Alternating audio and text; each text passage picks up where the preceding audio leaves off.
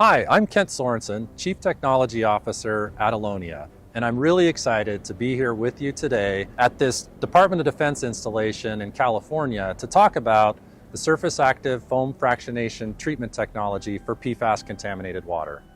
I've personally been involved in helping to commercialize this technology with the manufacturer, Epoch Enviro in Australia, for over 5 years. So it's great to have the chance to share with you some of the details today as we go through the SAFF 40 system.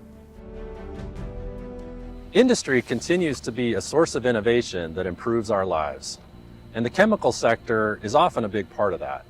PFAS is a really good example. It's a man-made chemical that's engineered for both durability and performance. So PFAS chemicals make our pans non-stick, they make textiles waterproof, and they make firefighting foams extinguish fires. But that same durability has created an environmental challenge. The carbon-fluorine bond in PFAS molecules is one of the strongest in chemistry, meaning they don't break down naturally. These forever chemicals are toxic, and their impact on human bodies and on our ecosystem is a growing concern. That's why removing them from our water sources is critical. Alonia is on a mission to accomplish this. We've partnered with Epoch Enviro to eliminate PFAS in North America using SAFF, or surface active foam fractionation. SAFF is a precisely engineered system that separates PFAS molecules from impacted water using only air and transforms them into a destruction-ready hyperconcentrate. You see, PFAS molecules have an Achilles heel.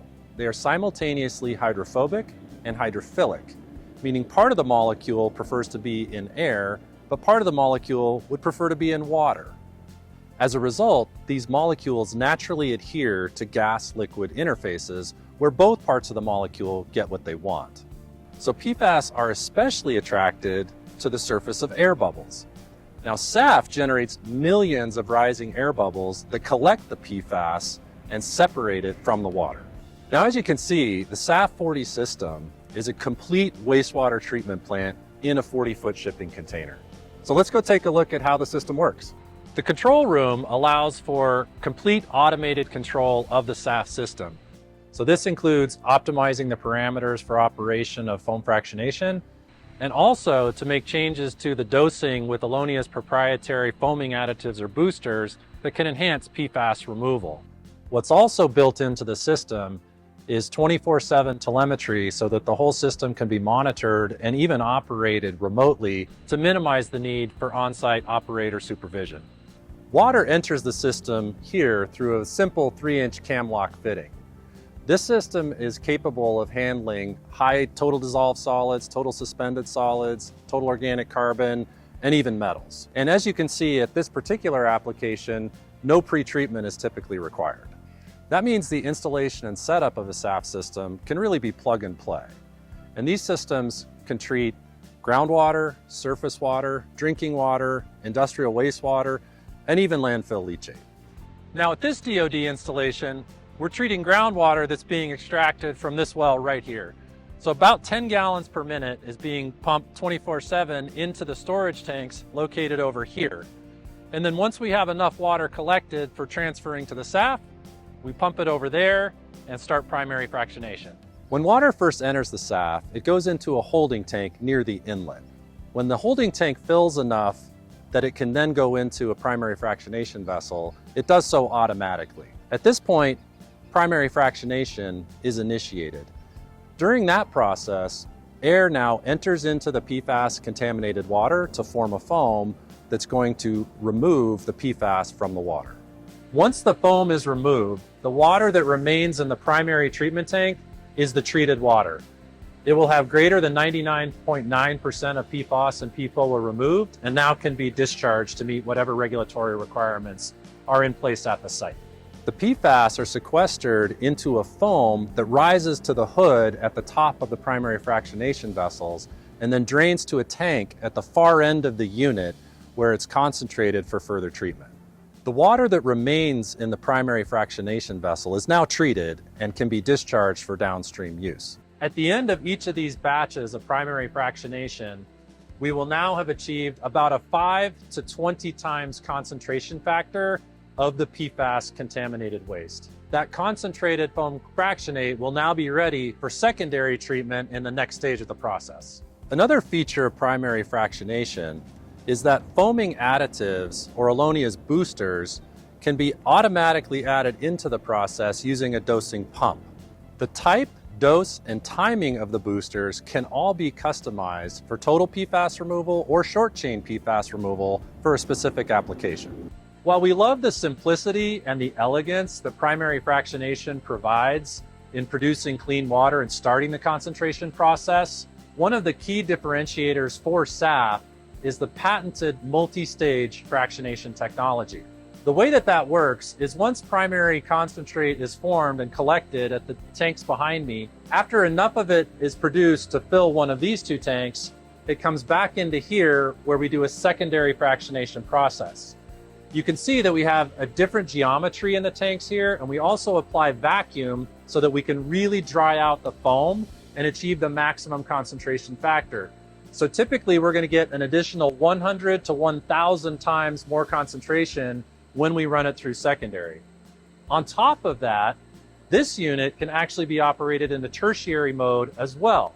So once we accumulate enough secondary concentrate, we can fill this tank, run it one more time, and that's how we can achieve anywhere from 100,000 up to even 1,000,000 to 1 concentration factor for most water types. The primary product of SAFF treatment is, of course, large volumes of treated PFAS-free water now. But the concentrate also has to be collected in much smaller volumes. So those are collected in the tanks on this end of the unit. So here's where we collect the primary fomate over on that side. And then once it's been through secondary fractionation, that's collected right here in this smaller tank. In the operations where we're doing a tertiary step to really concentrate the PFAS, that can be collected in a very small tank right here. So you can see that because foam fractionation creates such a concentrated PFAS waste, only very small tanks are required in order to store it before destruction and disposal. Each of these tanks is also equipped with a level so the operator can very easily see how full the tanks are and when they need to be emptied. This can also be seen from the control panel on the other side of the unit or through the remote telemetry. Once the contaminated water has been through secondary and tertiary fractionation, that hyperconcentrate is collected for appropriate disposal and destruction. SAFF is designed to operate autonomously with minimum manual oversight. Typical maintenance includes routine cleaning and filter replacement, just like any normal water treatment plant. Allonia provides training and startup services for all SAFF installations. We can also provide varying levels of support as needed. These would include things like full service and operations or long-term maintenance. So one of the most important design considerations in the SAFF 40 is to make sure that we're taking care of air quality for our operators. So this system is designed so that anything coming out of the foam production parts of the SAFF is completely contained and sealed. So you can see right here on primary fractionation that once foam is produced, it's within a sealed system through the piping that goes all the way to the collection tanks on the far end of the unit. Then, once it's actually vented to the atmosphere, it goes through granular activated carbon so that we know that we're not emitting PFAS above levels of concern from that part of the system. So through our multiple DoD demonstrations within the last 6 months, we've actually had the opportunity at a couple of sites to collect indoor air samples within the SAFF unit. And by doing that sampling, we've been able to demonstrate that we've never had PFAS exceedances above any levels of concern for indoor air.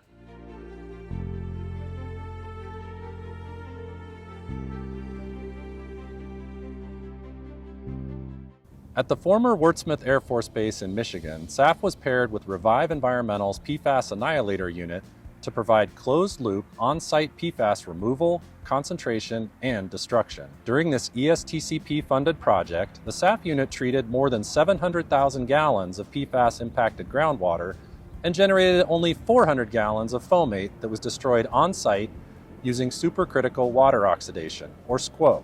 During this demonstration project, SAFF successfully removed more than 99% of regulated PFAS from groundwater with an average flow rate of approximately 65 gallons per minute. Using tertiary fractionation, approximately 1 gallon of concentrated waste was produced for every 5,000 gallons treated. Water was drawn from the base's existing groundwater remediation system, and the treated water was discharged to the existing granular activated carbon system. By removing 99% of PFAS prior to GAC treatment, full-scale implementation of SAFF will reduce the amount of PFAS going into the carbon treatment system and therefore decrease the frequency of carbon changeouts, minimizing long-term operations and maintenance costs.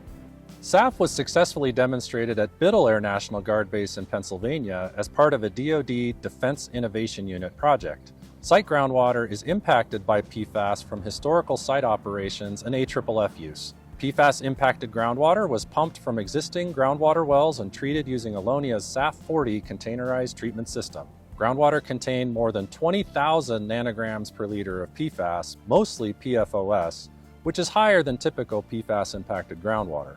Multiple different settings and foaming additives were tested over the 6-month demonstration period. With the optimal settings and additives, more than 99% of PFOS was removed, and more than 98% of the total regulated PFAS were removed. This project demonstrated the effectiveness of SAFF in reducing waste volumes. During the project, more than 4.2 million gallons of PFAS-impacted groundwater were treated, and the PFAS were concentrated into only 149 gallons of fomate, representing a 177,000 times volumetric concentration factor. This small volume of PFAS concentrate was sent to several innovative technology partners to test novel destruction technologies that would permanently destroy the PFAS contained in the foam. SAFF proved to be a cost-effective and sustainable technology to remove the bulk PFAS from groundwater and reduce the reliance on granular activated carbon, thereby greatly lowering the amount of waste produced.